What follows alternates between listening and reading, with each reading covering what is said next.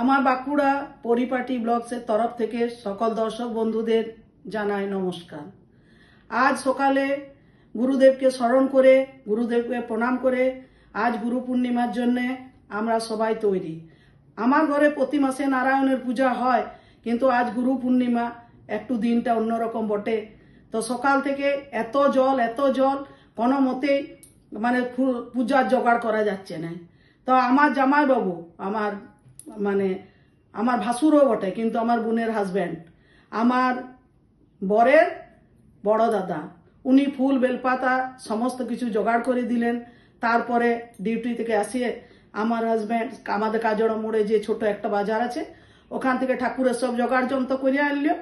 আনার পরে সব চান টান হলো।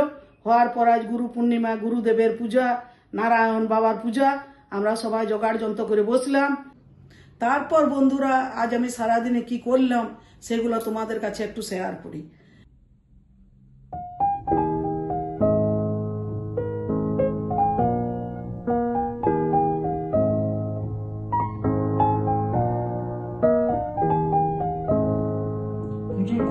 দেখে তো নিলেন ঠাকুর কেমন সাজিয়েছি।